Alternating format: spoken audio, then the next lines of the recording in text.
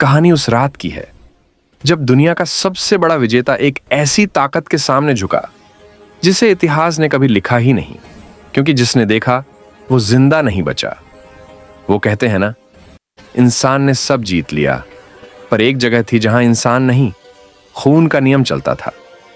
वही जगह जहां से शुरू हुआ थामा।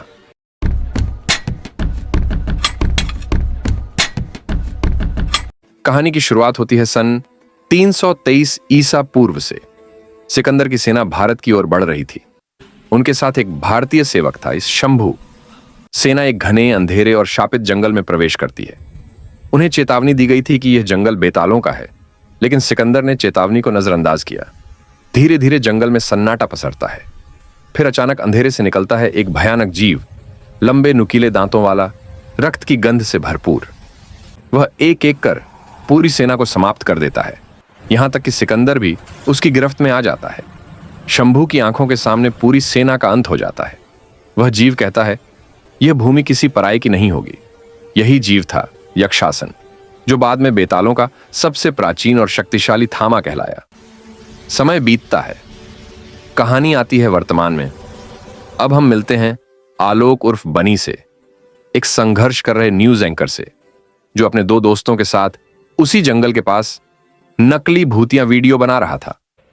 वीडियो मजाक बन जाती है और वायरल होकर उसकी हंसी उड़ाती है। शर्म और गुस्से के बीच आलोक उसी जंगल में दोबारा लौटता है, लेकिन जंगल उसे पहचान चुका था। घने पेड़ों के बीच से अचानक एक जंगली भालू निकलता है और आलोक पर हमला कर देता है। आलोक जान बचाने के लिए पेड़ की जड़ों के बीच छिप जाता है। भालू गरजता है, पंजे मारता है। तभी किसी अदृश्य ताकत का झोंका आता है। कोई लड़की अचानक भालू को पीछे खींचकर मार डालती है। आलोक बेहोश हो जाता है।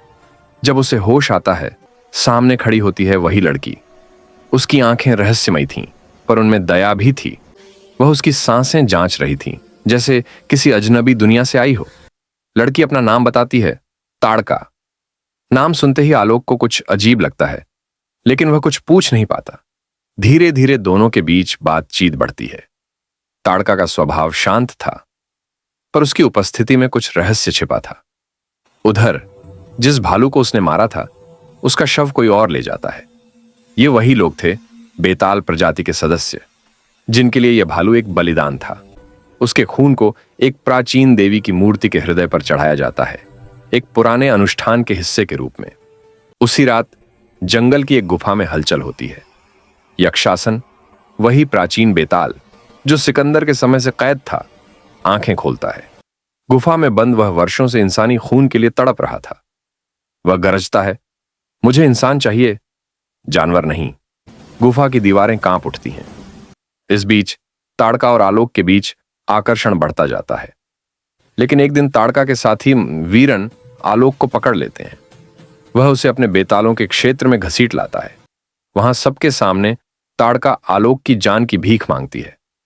वह कहती है कि उसे कुछ भी पता नहीं कि हम कौन हैं, वह इंसान है। पर नियम कठोर थे, इंसान को वहां रहना मना था। वीरन उसे सजा के रूप में यक्षासन की गुफा में फेंक देता है। यक्षासन 75 वर्षों बाद किसी इंसान को देखता है। उसकी आंखों में प्यास थी और क्रोध भी। वह कहता है, आखिरकार इंसानी खून। वह जैसे ही काटने बढ़ता है, तभी ताड़का वहां पहुंचती है।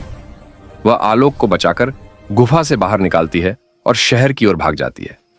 यह बेतालों के लिए सबसे बड़ा अपराध था। इंसानी दुनिया में कदम रखना मना था। लेकिन ताड़का अब नियमों से ऊपर अपने दिल की सुन चुकी थी।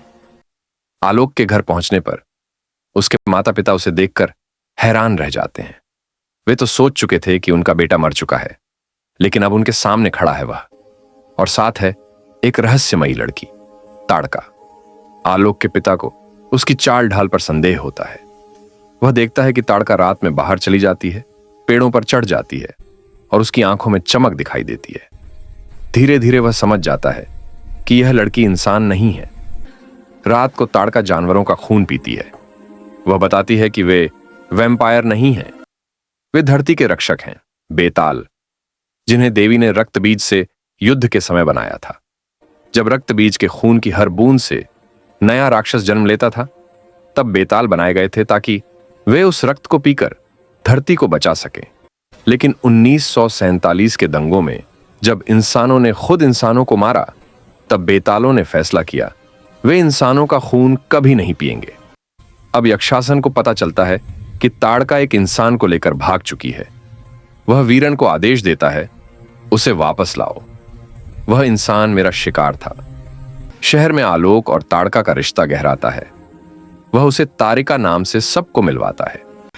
दोनों के बीच पहली डेट होती है, लेकिन वहां कुछ गुंडे उन पर हमला कर देते हैं।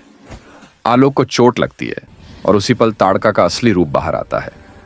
उसकी आंखें लाल हो जाती हैं, दांत नुकीले, और कुछ ही पलों में वह उन गुंडों को धूल चटा देती है। आलोक उसे रोक लेता है, लेकिन उनके पीछे वीरन पहुंचता है और सबूत मिटाने के लिए उन गुंडों को मार देता है। अब आलोक को सच्चाई का एहसास होता है। वह देखता है कि ताड़का के सीने में धड़कन नहीं है। वह मर चुकी है, लेकिन जिंदा भी है। वह बताती है कि यक्षासन ही वह जीव था जिसने सिकंदर की सेना का अंत किया था।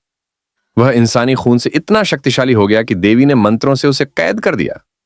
नियम था, अगर किसी इंसान को किसी बेताल ने काटा तो यक्षासन मुक्त हो जाएगा। अब कहानी एक मोड़ लेती है। एक पुलिस ऑफिसर पीके यादव आलोक के घर आता है। वह खुद को इंसान बताता है, लेकिन जब वह ताड़का से गुप्त शब्द बोलता है, तब खुलासा होता है कि वह भी एक बेताल है। वह कहता है कि वह पिछले 172 सालों से इंसानों और बेतालों के बीच संतुलन बनाए रख रहा है। वह ताड़का को समझाता है कि उसे वापस लौटना होगा। ताड़का बस में बैठने वाली होती है, तभी आलोक उसे रोकने के लिए गाड़ी लेकर पीछे दौड़ता है। रॉन्ग वे में भागते हुए उसकी गाड़ी पलट जाती है और वहीं पर उसकी जान चली जाती है। लेकिन ताड़का उसे मरने नहीं देती। मजबूरी में वह आलोक को काटती है और इस तरह वह खुद एक बेताल में बदल जाता है। गुफा में यक्षासन की कैद की जंजीरें टूटने लगती हैं। वह आजाद हो जाता है क्योंकि नियम भंग हो चुका था। अब ताड़का को सजा मिलती है। उसे अगले 100 सालों के लिए गुफा में कैद किया जाना तय होता है। इधर आलोक में बदलाव दिखने लगता है। दिन में धूप से जलन, धुंधला दिखना और रात में असाधारण शक्ति। उसके पिता डर जाते हैं जब वह अपने दांतों से खून पीते देखता है। अब वह पूरी तरह बेताल बन चुका है। ताड़का उससे मिलती है और बताती है, अब तू वैसा नहीं रहा जैसा पहले था, लेकिन तू खास है क्योंकि तेरे सीने में अब भी धड़कन है। उसकी यह धड़कन ही उसे बाकी बेतालों से अलग बनाती है। उधर यक्षासन अपनी सेना इकट्ठा कर रहा होता है। उसकी आंखें नीली हो चुकी हैं। यह संकेत था कि वह सबसे पुराना, सबसे शक्तिशाली बेताल है। वह कहता है कि अब इंसान और बेताल के बीच कोई फर्क नहीं रहेगा, सब उसके अधीन होंगे।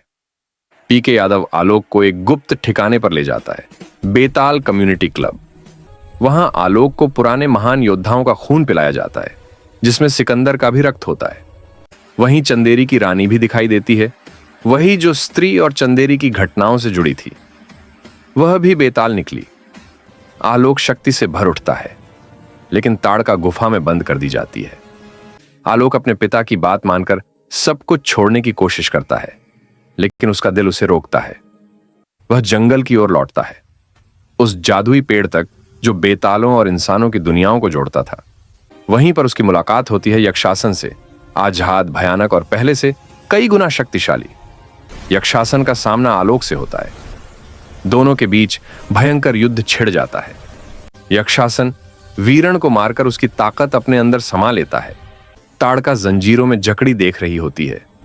जब यक्षासन आलोक को मार डालता है, ताड़का की चीख देवी तक पहुंचती है।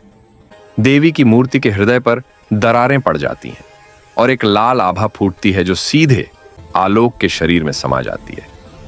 आलोक दोबारा उठता है, इस बार एक सुपर बेताल के रूप में।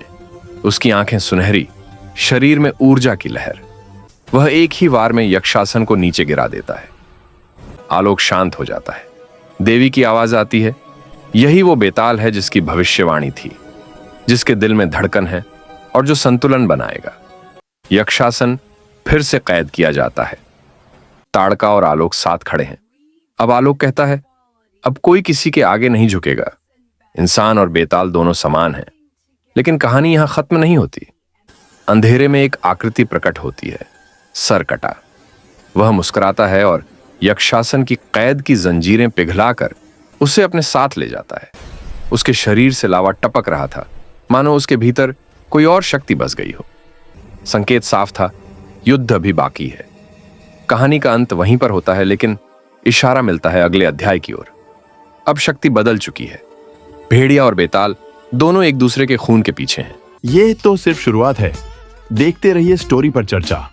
और हाँ, सब्सक्राइब करके बेल आइकॉन दबाना मत भूलिएगा, क्योंकि असली कहानियां अभी बाकी हैं।